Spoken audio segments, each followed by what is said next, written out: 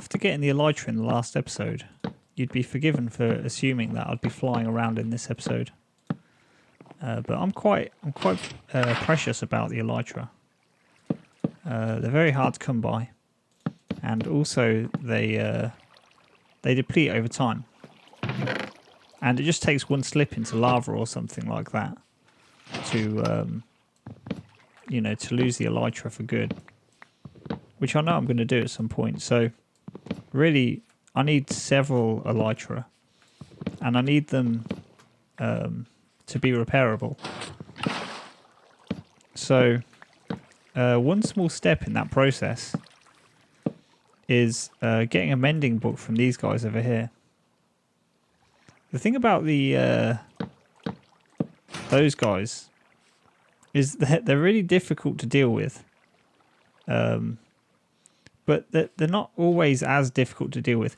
Up here, while I'm trying to juggle the aesthetics of this place with the functionality of a trading hall, they're very difficult to deal with.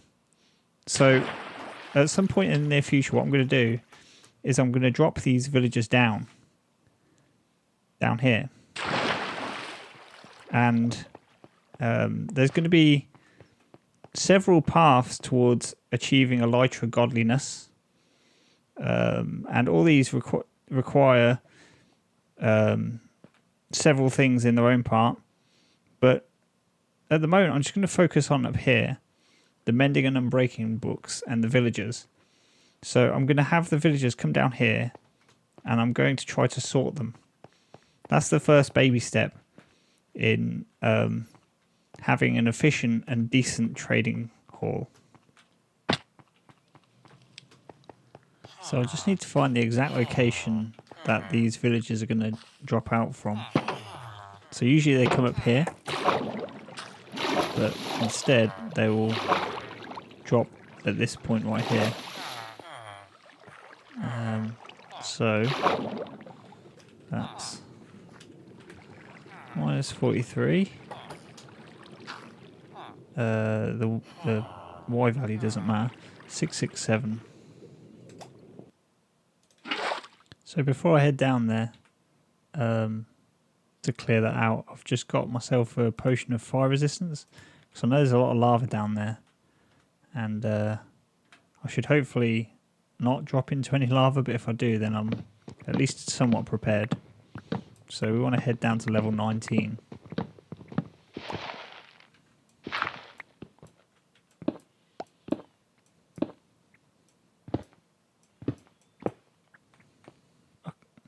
Okay, so I can hear the lava. This lasts for 3 minutes, so I think we'll be fine to drink it now.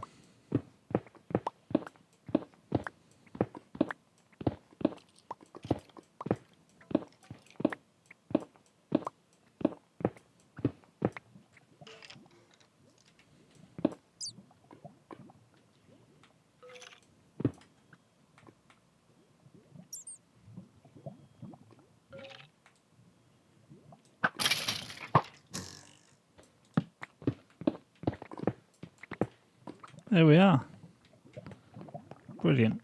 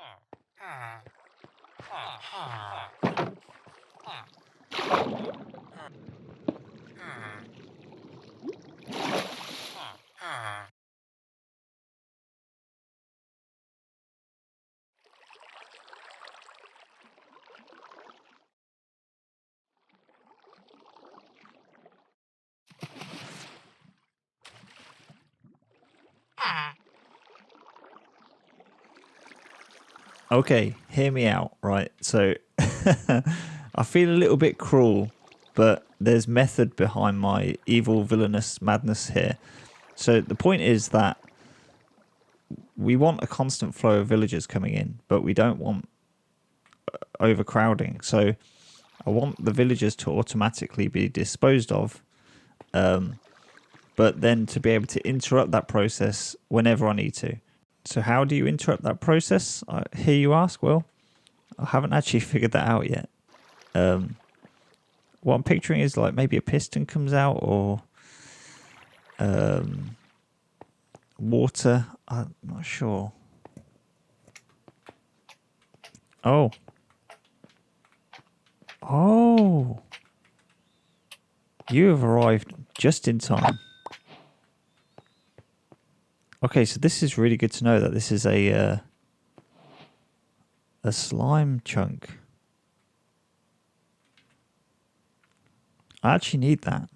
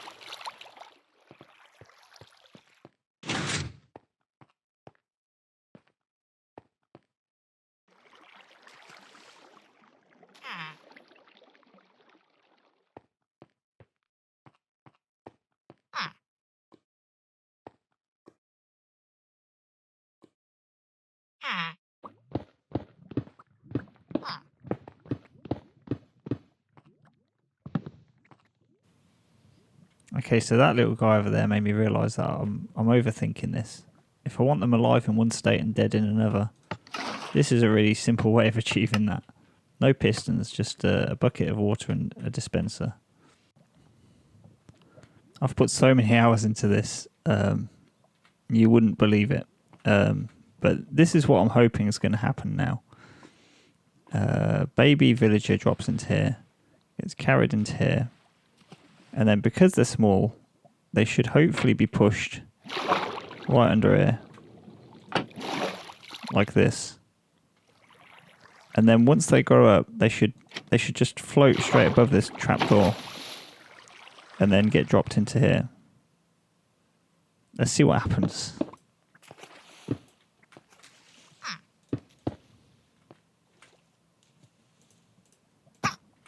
Oh my god.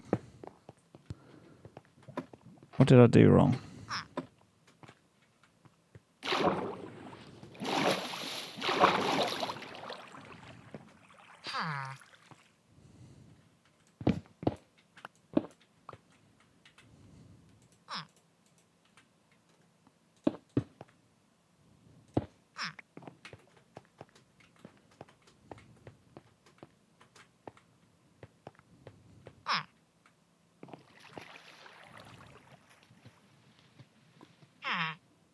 Oh.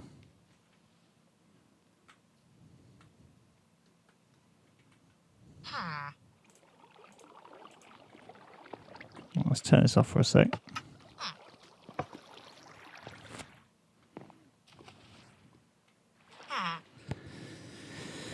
We need a block here.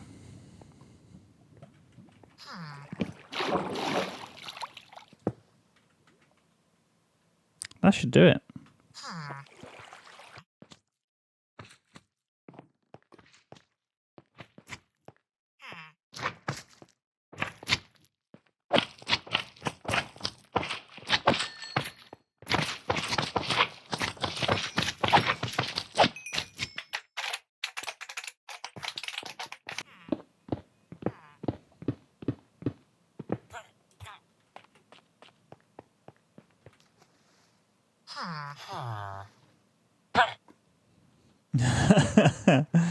Well, he certainly got injured, but he got here. That's a pretty good book as well. So that's good news. Okay, so I just need to take this and put it there. So now the next one should drop into here. I have no idea what just happened, but I didn't break any of these blocks or anything like that. But the infinity trade is gone. I've never seen that before. Okay, so this is interesting. I'm learning something every day here. So as it turns out, if you don't trade with a villager, they could change the trades up to 3 times a day. That is information for me. So either of these two could still be potentials for the mending book. Right, just playing with the idea that a villager's trades aren't locked in. If I was to trap him just there, let's see what he's got right now. He's got that. If I was to pick this up and then put it back down. Right, it's become a fisherman because he can see that. So let's break that.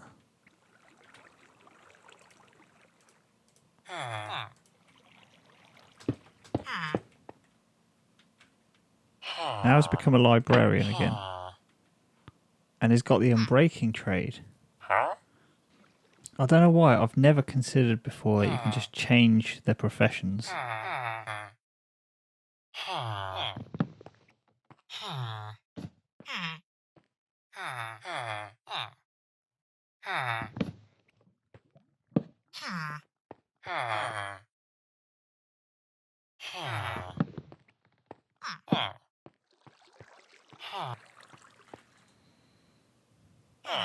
There it is. Mending. That's what I want. So we need a book.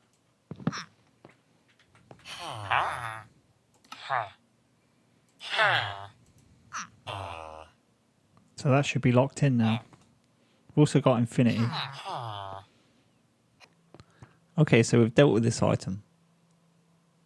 Now that I've realised that you can just swap a villager's profession, I do have to wonder if any of this down here was necessary. Like, I suppose it made it quite a bit easier, but I could have potentially just done that up at the islands. But now that we've done it, you know, we've expanded our base and we've got like a subterranean section, which is really cool. I don't know about you, but I'm sick of seeing these villagers. So I think I better move on to something else. And I'm thinking either the XP or the sugarcane farm. I think I might go for the sugarcane farm. Right then, the sugarcane farm. I know exactly where it's going to go because this idea of having a second island of villagers is to be removed. So I'm really sorry, guys, but your tenancy is no longer being renewed. If you could just... There we go.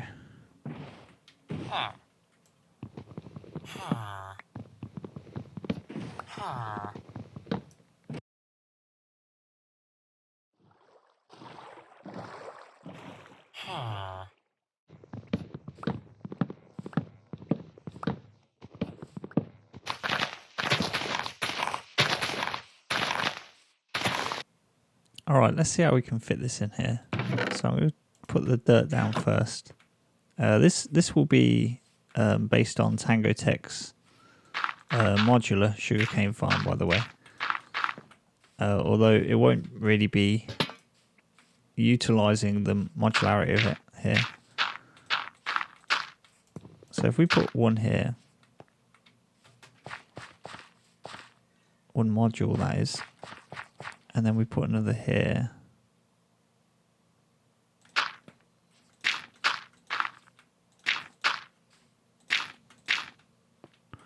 That just about fits in.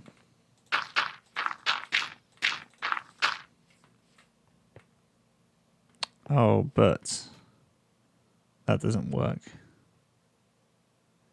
because there's a piston here on this block. So actually,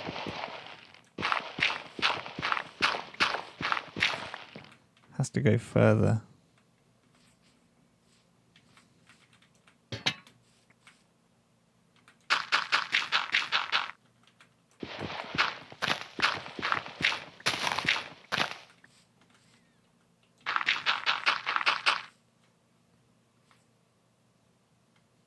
And so does this.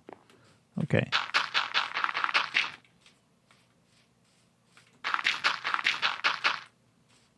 It's going to be a tight squeeze. I could always build the island bigger if I need to.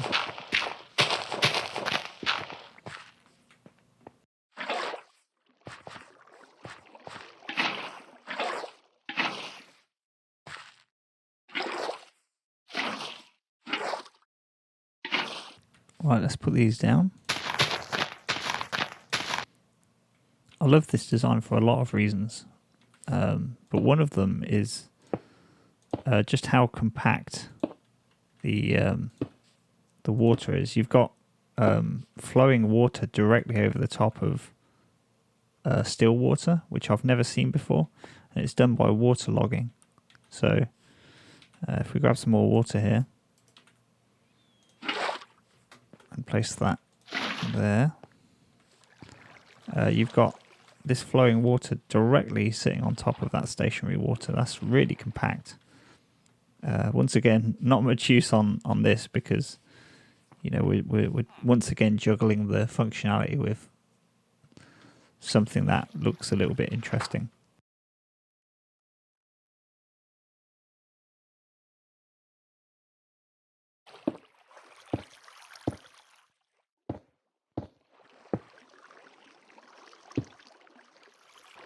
These bars will help ensure that the sugarcane stays in the middle rather than jumping over it. By the way, I forgot to say that the Tango Tech tutorial for this is in the description.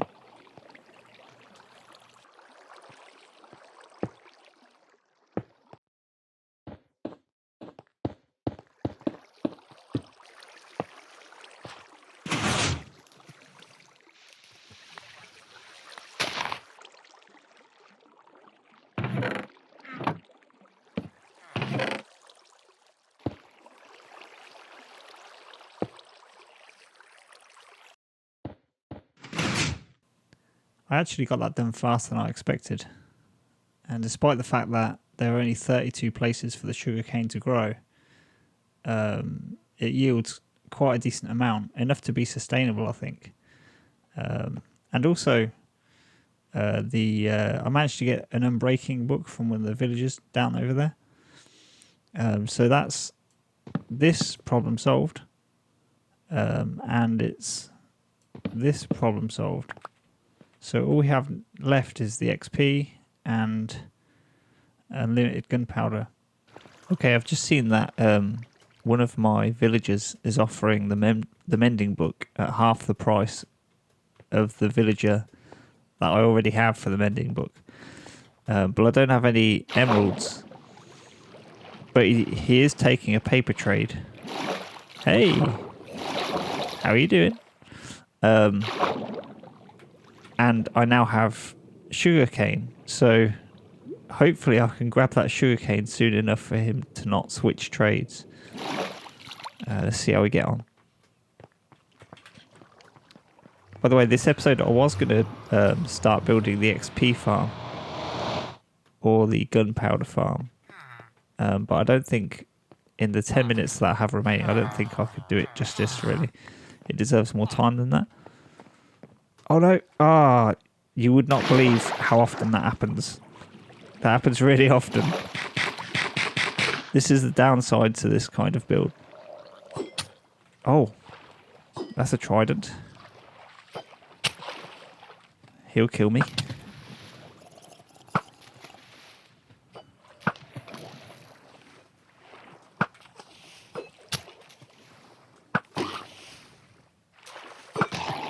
There we go. All right.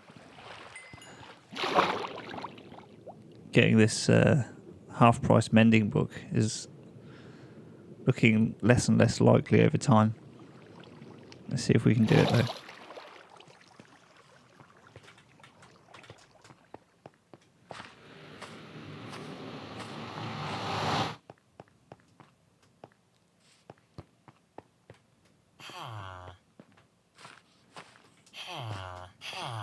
Let's try and be more careful with this jump. There we go. See, that's a decent amount. That's not bad.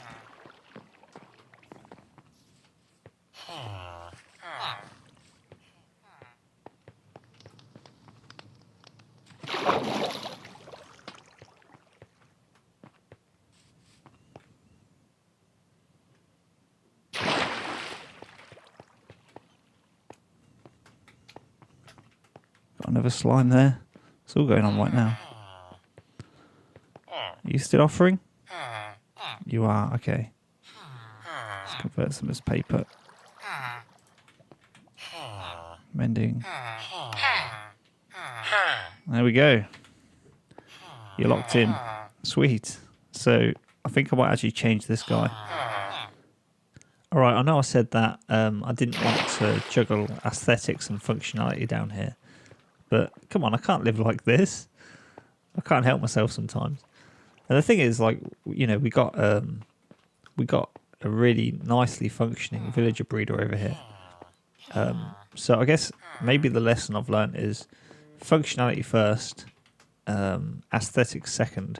But either way, what I'm going to do now is I'm going to pick up the ground here to give a little bit more space, and I'm going to put down some grass.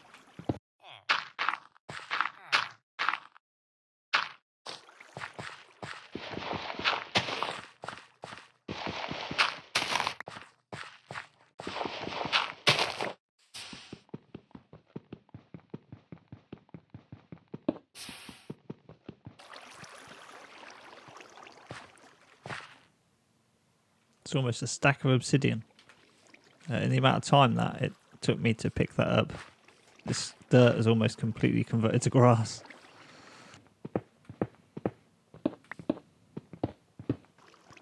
Okay, so I know that I want to use wood down here, but I haven't yet decided which type of wood. One thing I know for sure is that I'm not interested in using jungle wood. I don't actually like the colour of jungle wood. And I know that I'm not interested in using the birch log. So I can convert all of these birch logs. And let's place some birch down here. And then I'm also going to try placing some of this. Let's put it in a different area.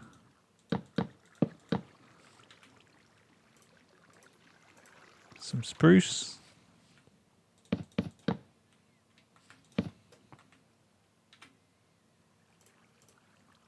And now some dark oak.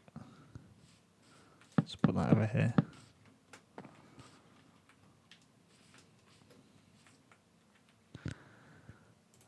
And now regarding the logs, let's just place each of them around each type. So what are we noticing?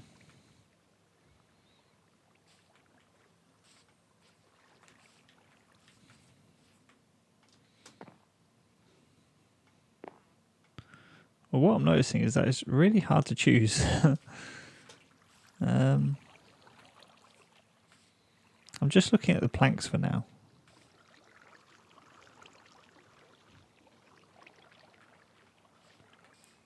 I feel like the risk with the spruce is that it blends in a bit too well with the dirt.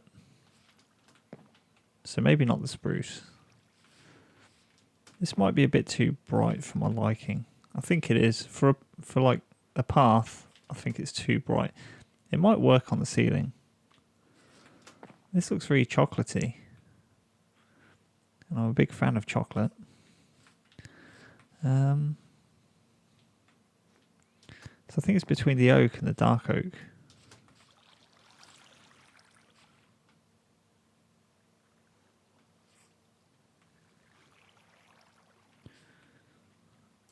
I wonder what it'd look like. Now we've eliminated the spruce, if we mixed it in with the dark oak, that's not bad.